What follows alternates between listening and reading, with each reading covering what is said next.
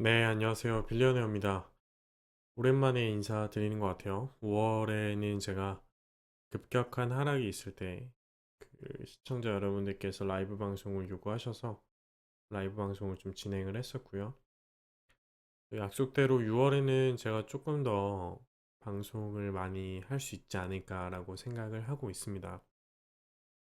6월부터 조금 제가 회사 일도 당분간은 좀 내려놓을 수 있게 돼서 여러분들과 좀 자세하게 면밀하게 이 시장을 바라볼 수 있지 않을까 생각을 하고 있고요. 5월은 좀 생각보다 좀 다르게 진행이 됐어요. 생각보다 많이 비트코인의 가격이 하락을 하면서 대부분의 유튜버들도 전문가 분들도 예측 못하셨던 상황이었던 것 같고, 최근에 뭐 암호화폐 전문 기자분도 막대한 돈을 청산을 당하시면서 또 뉴스도 나오고 했습니다. 어, 정말로 이 시장을 보면은 쉽게 돈을 내주지 않는다. 개인들에게 쉽게 돈을 벌 수 있는 장을 주지 않고 오히려 정말 이 시장에 처음 들어오는 사람들이 돈 벌 수도 있었던 그런 시장이었습니다. 오히려 단타로 접근하고 단기적으로 접근하셨던 분들은 오히려 피해가 적었고 뭐 고인물들이라고 하죠. 이 시장에 오래 계셨던 분들이 오히려 더 피해를 보는 아이러니한 상황이 닥치면서 좀 한편으로는 재미있기도 하면서 한편으로는 대중들에게 이렇게 끝까지 고통을 주는구나. 어느 것 하나 내가 공부를 했지만서도 공부를 하고 많이 대비를 했다고 생각했지만 그것도 한참 부족했다라는 생각을 했고요. 그래서 대부분 많은 또 전문가들이 과거와의 차트를 이제 비교해서 또 분석을 많이 했었고 저도 그랬고요. 꼭 과거와의 그런 유사성이 많이 지금은 좀 다르게 흘러가고 있기 때문에 과거는 참고하되 꼭 과거와 비슷하게 흘러간다는 보장이 없다는 뜻입니다. 그래서 좀 면밀하게 살펴보면서 또 긴밀하게 대응을 해야 되지 않을까 생각을 하고요. 그래서 오늘 6월 4일이고요. 제가 이 뉴스 몇 가지랑 그 그래프를 가져왔습니다. 그래서 제가 생각하는 기준에서 이런 시황들 뉴스 살펴보면서 한번 이야기 나눠보고 그래프 살펴보면서 비트코인이 과연 어떻게 움직임을 보여줄 것인지 한번 살펴보는 시간을 갖도록 하겠습니다. 첫 번째 소식은 피델리티 임원이 BTC가 최근 하락 파동에서 23,000불까지 하락할 수 있다고 분석을 해놓은 건데, 근데 이제 여기서 4만 1000달러를 돌파하면은 이 시나리오는 무효가 된다. 그래서 1파, 2파, 3파, 4파, 5파에서 웨이브 5로 해서 23,000불까지 내려올 수 있다는 그림입니다. 제가 저번 달 하락장에서 뭐 25,000불, 8,000불까지 얘기를 했었어요. 저는 그때 28,000불 정도를 얘기했었고, 최고로 많이 떨어지면은 2만 7, 8,000불이 아닐까라고 생각을 했는데, 최근에 3만 5천, 6천에서 강력한 지지선을 좀 보여줬기 때문에 2만 불을 보러 가는 거는 확률적으로는 적지 않을까라고 생각을 하고 있습니다. 그리고 저희가 지금 바라보는 이 시장의 관점은 몇 달을 보고 바라본다면은 비트코인이 하락을 할 수도 있지만 롱텀 정말 장기 홀더다 했을 때 몇 년을 기간으로 바라본다면은 지금도 충분히 저점이라고 저는 생각을 해요. 네, 저점 구간이라고 생각을 하고 몇 년 기간 바라보고 투자하시는 분들은 뭐 크게 문제 없을 거라고 생각을 합니다. 그래서 28,000불이나 지금 3만 지금 6,000불, 8,000불인데 분할로 몇 년을 바라보고 매수를 한다고 하면은 충분히 지금 가격도 매력적인 가격대이다. 왜냐하면 2만 불대로 내려간다 100% 확신이 아무도 없습니다. 아무도 없고 90% 이상 뭐 진짜 내가 2만 불 갈 거다 생각을 하면은 숏을 쳤겠죠. 아무도 확신할 수 없기 때문에 저는 단 한 가지 확신하는 거는 90% 이상의 확률로 90%에서 95%의 확률로 비트코인이 3년, 4년을 이상으로 바라봤을 때는 이건 지금은 100% 저점이기 때문에 사야 되는 시점이다. 근데 단기적으로 몇 달 이내의 관점으로 저희가 접근을 했을 때는 좀 유의해야 된다라는 게 제 생각입니다. 일단은 피델리티 임원의 뭐 2만 불 때까지 바라볼 수 있다라고 하는 거는 뭐 시장의 한 트렌드이고 어떤 기사 중에 하나이기 때문에 한번 제가 소개를 해드린 거고요. 제가 생각했을 때는 36,000불에서 36,500에서 강한 지지선을 보였기 때문에 2만 불을 보러 가는 거는 조금 힘들지 않을까라고 생각을 하고 있습니다. 그리고 엔비디아 CEO가 암호화폐는 사라지지 않을 것이라고 이제 얘기를 하고 있어요. 암호화폐 산업이 강력하게 떠오르면서 혜택을 많이 본 기업 중에 하나가 엔비디아입니다. 그래서 저는 혹시 주식을 사려거든 엔비디아를 되게 좋게 보고 있어요. 앞으로 컴퓨터가 많이 발달을 하고 뇌지도가 완벽히 이제 정복이 되고 이 특이점, 싱귤러리티 포인트가 올 때 그 중에 한 가지 하드웨어 회사가 돈을 많이 번다면은 그래서 엔비디아라고 보기 때문에 엔비디아 주식은 중장기적으로 봤을 때 정말 살만하고 매력적인 회사입니다. 당연히 뭐 이 CEO는 암호화폐 덕을 많이 봤기 때문에 뭐 이렇게 얘기할 수도 있지만 그래도 이 산업에 이 컴퓨터 하드웨어 산업에서 큰 영향력이 있는 사람이고 아무리 자기 산업을 보호하고자 얘기를 해도 뭐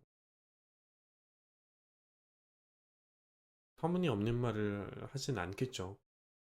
비트코인이 사망 선고는 이미 뭐 수백 번 일어났습니다. 제가 알기로는 뭐 400번 이상이다 뭐 이렇게 알고 있는데 10년 전에도 뭐 2008년도 이후 비트코인이 나오고 나서 2010년도, 12년도, 11년도 매번 비트코인은 거품이고 비트코인 사기고 다단계다라는 얘기가 나왔었어요. 비트코인이 뭐 만 원, 2만 원, 10만 원, 100만 원일 때도 이거는 아무짝에 쓸모없고 가치가 없는 화폐다.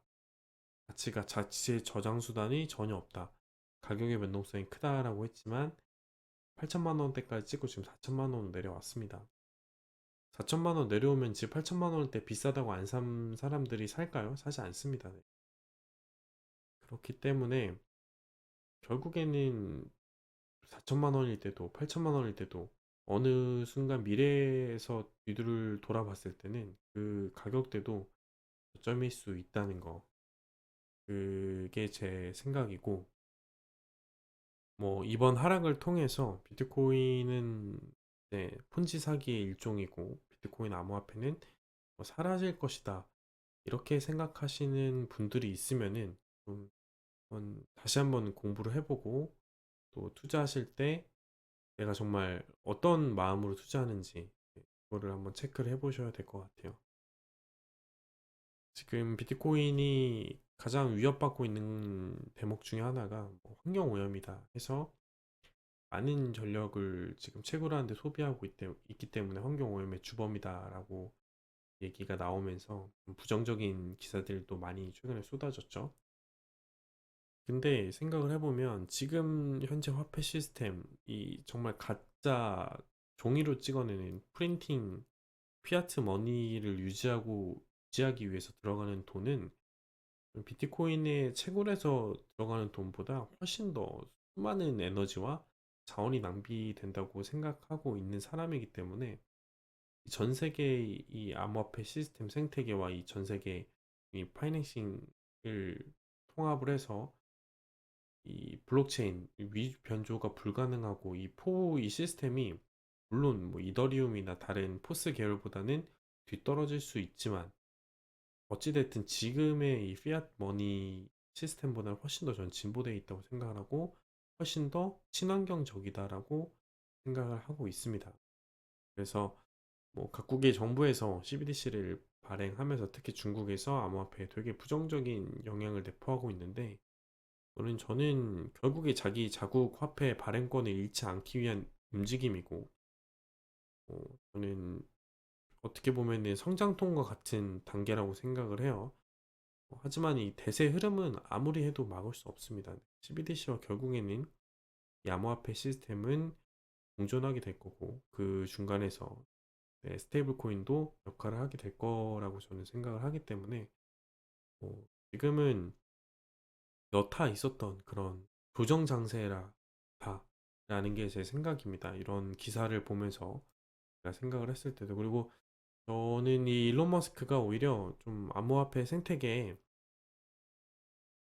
저는 많이 악영향을 끼쳤다고 또 생각을 해요. 2월 달에 일론 머스크가 이제 강력하게 지지를 선언을 하면서 암호화폐가 상승을 했었는데, 최근에는 뭐 이제 테슬라 결제를 취소하겠다, 친환경적이다, 비트코인을 막 비난을 하면서 또 테슬라에서 암호화폐를 팔 거다, 뭐 이렇게 얘기가 나왔었죠. 테슬라는 결국에는 암호화폐랑 공존하는 방향으로 가지 않을까라고 저는 생각을 하고, 결국에는 이 테슬라 자동차로도 암호화폐를 이제 채굴을 할 수 있는 부가적인 차주가 부가적인 수입을 창출할 수 있는 시스템도 만들어서 여타 다른 자동차 회사들보다 큰 베네핏을 선점하기 위해서 저는 준비하고 있다고 생각을 합니다. 테슬라는 이 암호화폐 산업과 되게 시너지를 창출하면은 무궁무진한데, 오히려 이 일론 머스크 트윗이 괴짜이긴 한 이 일론 머스크가 암호화폐 생태계에 조금은 오히려 부정적인 시각을 많이 끼친 것 같아요. 너무 가격의 등락폭이 그의 트위터 하나로 왔다 갔다 하는 모습을 보여주면서 아직 이 시장이 너무나도 미성숙하다라는 면모를 많이 보여준 것 같고, 결국에는 비트코인 ETF가 하루빨리 승인이 돼야 될 거라고 저는 생각을 해요. 그리고 비트코인 ETF가 제정되면서 또 관련된 법안도 빨리 상장이 돼서 일론이나 이런 세계 각국 유명 인사들의 트위터에 휘둘리지 않을 만한 자본의 파이가 돼야지 이 시장이 좀 더 성숙해지지 않을까라고 생각을 하고, 6월달에 ETF가 좀 있어요. 신청된 게 있는데, 물론 승인될 확률은 적지만 그렇다고 아예 없다고 할 수는 없습니다.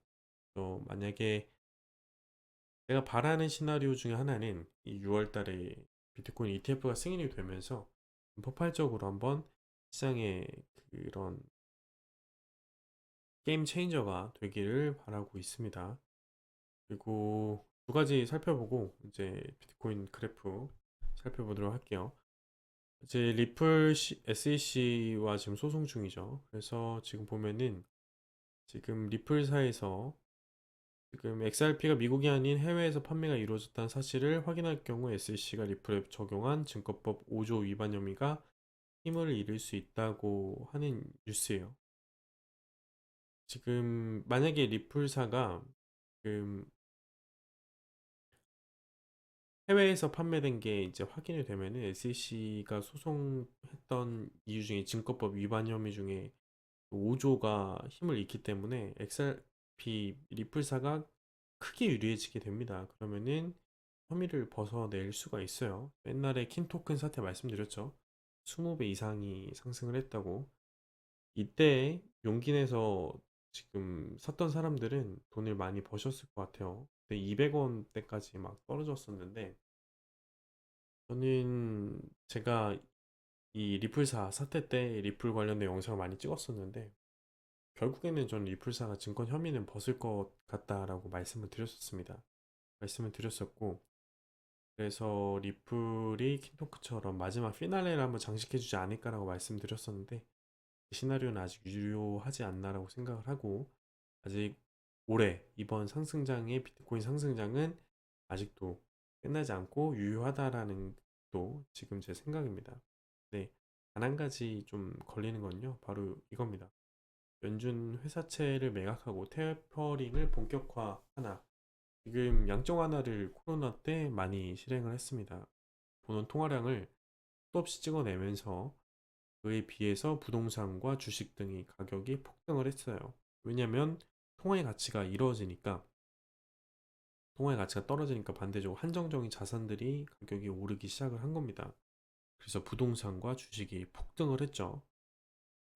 항공주만 봐도 여행주만 봐도 여행을 하고 있지 않는데도 코로나 이전의 가격대보다 훨씬 더 높은 주식 가격을 형성하고 있습니다.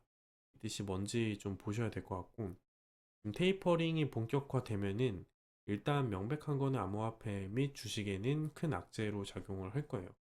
금리를 올린다는 거는 다시 달러의 가치가 상승을 한다는 거기 때문에 뭐 안전자산이다 뭐 이런 것과는 다르게 어찌됐든 달러의 가치가 하락하는 해칭 자산들, 한정적인 자원들, 부동산 그리고 주식 그리고 암호화폐에 좀 악영향이 있지 않을까라고 생각을 하고 그래서 요 타이밍이 되게 중요할 것 같아요.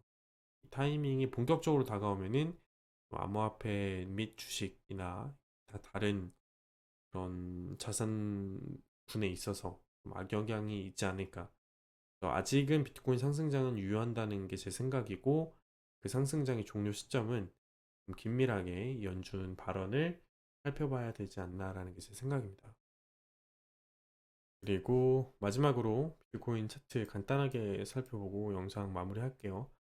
그때 엄청나게 상승을 했을 때 그래도 이 제 피보나치 채널 1.628 라인 정도에서 멈춰섰고 지금 하루빨리 이 4만 1000불을 넘어서야 돼요. 이게 뭐냐면 200일 이동평균선인데 이거 완만하게 지금 올라가고 있는데 지금 내려와 있기 때문에 위로 올라타야 됩니다. 계속 이 밑에 있으면 200일 이동평균선이 꺾이면서 상대적으로 가격 하방 압력을 많이 받을 겁니다. 많이 받기 때문에 6월 달 이내로 6월 말 전까지 이 4만 1000불을 돌파해서 2위로 안착을 하고 그리고 4만 8천불 위로 안착하는지 두 가지를 보는 게 키포인트일 것 같고 지금 이 200일 이동평균선이 한번 꺾여 내려가기 시작하면은 계속 이제 꺾이기 때문에 요게 중요한 포인트입니다. 그래서 6월 달에 크게 좋은 호재 및 ETF 관련된 소식 있죠.